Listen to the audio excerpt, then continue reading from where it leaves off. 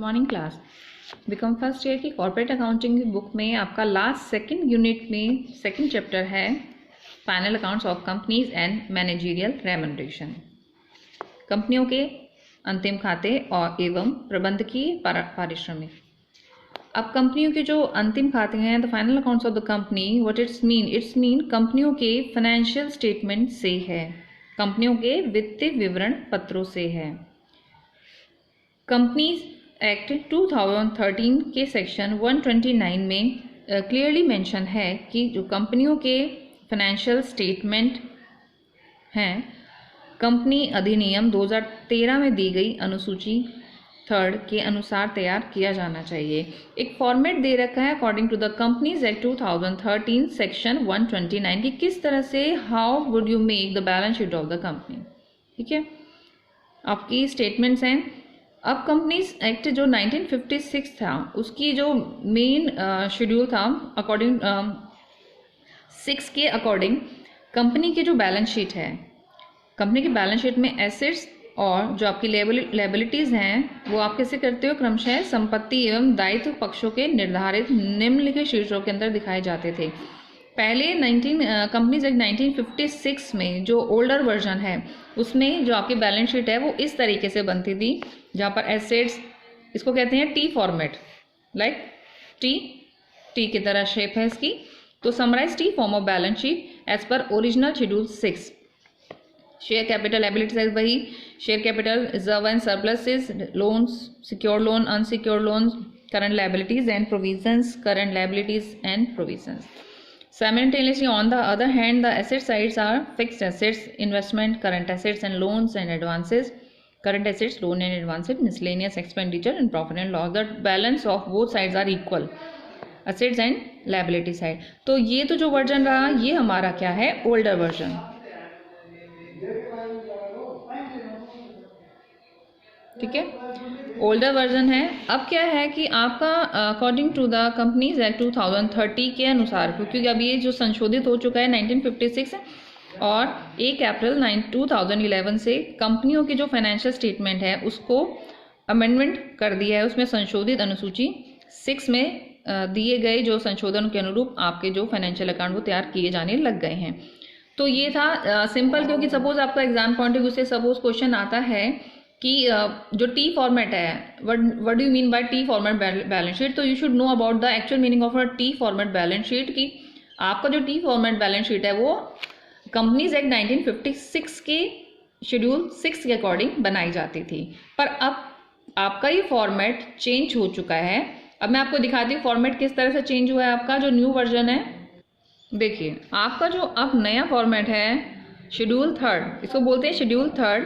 जो पहले वाला था 1956 शेड्यूल 6 था, जबकि अब ये शेड्यूल 3 है, डिवीजन 2। ये आपकी बैलेंस शीट है according to the companies act 2013। अब आपको बैलेंस शीट इस तरह से बनने लग गई है। आपको कंपनी का नेम लिखना है, डेट है, ठीक है।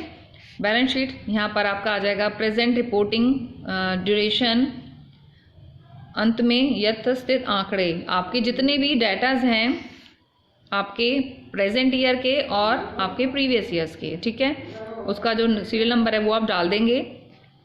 आपकी इक्विटी एंड लायबिलिटीज इस तरह से लिखोगे, equity liabilities, share holder funds, equity and liability. Equity और लायबिलिटी दोनों एक साथ ही लेके चल रहे हैं। इक्विटी शेयर कैपिटल है या जो भी संस्था की जो लायबिलिटीज है। अब इसके अंदर आ जाएगा आपका share holder funds. Share holder funds में क्या क्या चीज़ आती है आपकी, share capital, reserve and surplus, money received against share warrants. Second है आपका share application money pending allotment. देखिए आपको हिंदी और इंग्लिश दोनों में दिख रहा है, हिंदी में यहाँ पर मेंशन किया हुआ है, इंग्लिश में आपको रीड आउट कर रही हूँ मैं साथ साथ। और थर्ड है आपकी non current liabilities. Non current में कौन कौन सी आ जाती हैं आपकी, long term borrowings, deferred tax liability, net deferred अस्थगित कर दायित्व, आपका net deferred tax liability, other long term liabilities and long term provisions, ठीक है। फिर आपके आ जाती है करंट लायबिलिटी। अब करंट लायबिलिटीज में आपके शॉर्ट टर्म बोरिंग्स हैं, ट्रेड पेबल्स हैं, अदर करंट लायबिलिटीज हैं और शॉर्ट टर्म प्रोविजंस हैं। यहाँ पर आप इसका टोटल कर लोगे सारे के सारी अमाउंट का। फिर आ जाती है आपकी एसेट्स।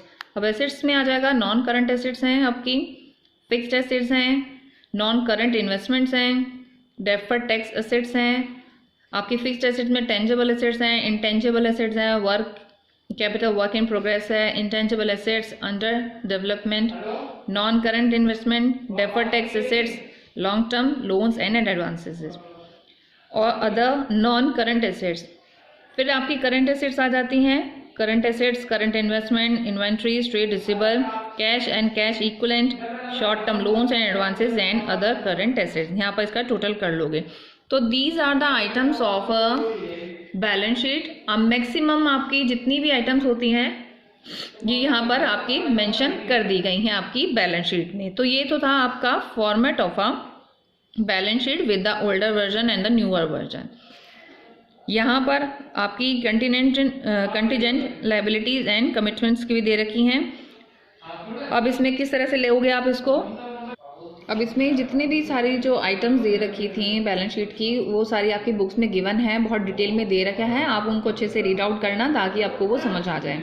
अब इसमें एक इम्पॉर्टेंट नोट है कि जो बुक है इस बुक में क्या दे रखा है, कंपनियों की जो एग्जाम्पल हैं और जो क्वेश्चंस हैं कंपनियों भारतीय लेखांकन मानक नियम 2015 में वर्णित मापदंड संतुष्ट नहीं होते हैं और इन सभी उदाहरणों के जो सॉल्व हैं, जो आप सॉल्व करते हो नियम 2006 के को आपको फॉलो करते हुए प्रस्तुत किए गए हैं। ठीक है, अब इसमें जो आपके जो मेन आइटम्स आती हैं उसमें कुछ एडिशनल दे रखा है, जैसे take an example of propose dividend. अब प्रपोज डिविडेंड कैसे करेंगे हम कि जो आपके फाइनेंशियल ईयर्स है उससे रिलेटेड जितनी भी आपकी टाइम है उसमें प्रपोज डिविडेंड जिसे बोर्ड ऑफ डायरेक्टर संचालक मंडल द्वारा बैलेंस शीट से पहले प्रस्तावित किया गया है। ठीक है, पर आपने बैलेंस शीट की डेट बैलेंस शीट की डेट तक आपके शेयर होल्डर को एनुअल जनरल मीटिंग में इस बात का आपने इसको क्लियर नहीं करा, पुष्टि नहीं की है, तो कंपनी के फाइनेंशियल ईयर में फाइनेंशियल स्टेटमेंट में अगर आपने दर्शाया भी नहीं है, बताया नहीं है according to the accounting standard 4, तो अकाउंटिंग स्टैंडर्ड 4 के अकॉर्डिंग प्रपोज डिविडेंड को आप एक नोट के रूप में दिखाओगे। और आपको ध्यान रखना है कि 1 अप्रैल 2016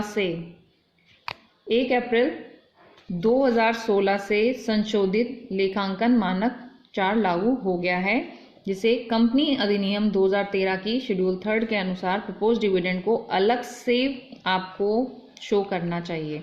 जिसका मतलब क्या है कि जब तक आपका प्रपोज डिविडेंड की अंशधारियों को शेयर होल्डर की एजीएम यानी कि उनको जनरल बोर्ड ऑफ डायरेक्टर की जो मीटिंग होती है उसमें अगर पुष्टि नहीं कर दी जाए तब तक उसे आप क्या करोगे, अकाउंट्स में एडजस्ट नहीं करना चाहिए। और ये ध्यान रखना कि अकाउंटिंग स्टैंडर्ड 4 के लागू हो जाने के बाद अकाउंटिंग स्टैंडर्ड 4 और कंपनीज एक्ट की शेड्यूल 3 में विरोधाभास भी समाप्त हो गया। पहले इन दोनों के बीच में एक विरोध रहता था कि इसको ऐड किया जाए या शो किया जाए या नहीं, पर कंपनीज एक्ट 2013 के अकॉर्डिंग इस चीज़ को ख़त्म कर दिया गया है और उन्होंने कह दिया है कि जब तक आप इसकी औपचारिक पुष्टि नहीं कर देंगे, जब तक आप डिक्लेयर नहीं कर दोगे इस चीज़ को अपनी बोर्ड ऑफ डायरेक्टर की मीटिंग्स में, तब तक उसे लेखों में समायोजित नहीं करोगे आप। ठीक है, तो ये था आपका प्रपोज डिविडेंड, आपकी बैलेंस शीट की जो सम इम्पॉर्टेंट टर्म्स हैं।